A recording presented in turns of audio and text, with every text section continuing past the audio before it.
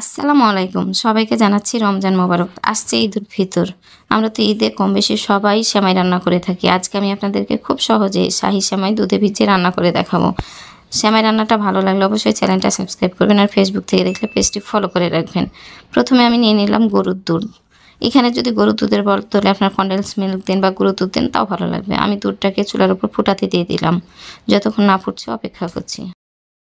আমার দুধটা ফুটে গেছে। আমি দুধটাকে ফুটে নিচ্ছি 10 মিনিট। তাহলে যে দুধের একটা নির্দিষ্ট গন্ধ সেটা পাওয়া যাবে না। দুধটা 10 মিনিট ফুটানোর পর দিয়ে দিলাম 2টা দারচিনি আর একটা সাদা এলাচ মুখটাকে ফাটিয়ে, 2টা গোলমরিচ, 1টা লবঙ্গ। এখানে খুব বেশি মশলা ব্যবহার করব না, তাহলে সেমাইটাতে একটা মশলা ঘ্রাণ আসে।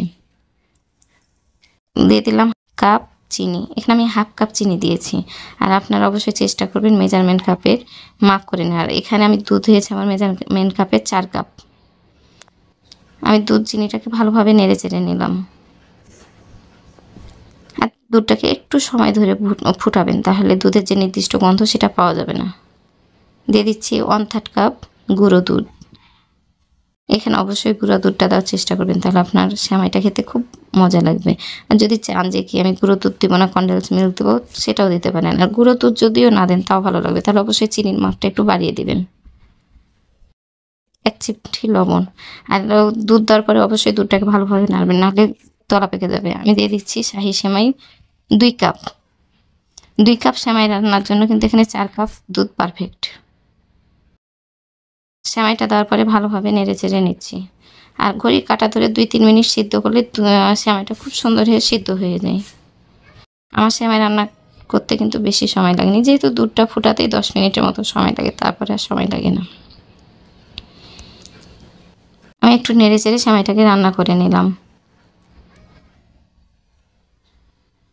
দিয়ে দিচ্ছি 1 চামচ কিশমিশ। কিশমিশ দেওয়ার পরে নেড়ে চেড়ে দিচ্ছি। আর কিশমিশটা খুব তাড়াতাড়ি দেবেন না, 1 মিনিট আগে বা 30 সেকেন্ড আগে দিলেও হয়, তাহলে সিদ্ধ হবে না, খেতে দারুণ লাগবে। আমি একটা সার্ভিং বাটিতে উঠিয়ে নিলাম। আমি ওপর দিয়ে একটু কিশমিশ দিয়ে ডেকোরেশন করে নিচ্ছি। খুব দ্রুত হয়ে যায়, আশা করছি ভালো লাগবে। কিশমিশ দেওয়ার পরে দিয়ে দিচ্ছি কাজু বাদাম। আপনারা কাজু বাদামও দিতে পারেন, কাঠবাদামও দিতে পারেন, পেস্তা বাদামও দিতে পারেন। জাস্ট সৌন্দর্যের জন্য, আবার খেতেও ভালো লাগে। আর চাইলে আপনারা উপর দিয়ে চেরি ফলও দিতে পারেন। এটা হচ্ছে ফাইনাল লুক। আশা করছি আজকের দুধে ভেজা শাহী সেমাই রান্নাটা ভালো লেগেছে। ভালো লাগলে অবশ্যই লাইক দিবেন, লাইক দিতে ভুলবেন না। যারা চ্যানেলটা সাবস্ক্রাইব করেছেন তাদেরকে তো অসংখ্য ধন্যবাদ। যারা চ্যানেলটা সাবস্ক্রাইব করেননি প্লিজ চ্যানেলটা সাবস্ক্রাইব করেন। আপনাদের একটা সাবস্ক্রাইব আমার জন্য অনেক মূল্যবান। আর অবশ্যই কমেন্ট করে জানাবেন আজকে দুধে ভেজা শাহী সেমাই রান্নাটা কেমন লেগেছে। আল্লাহ হাফেজ।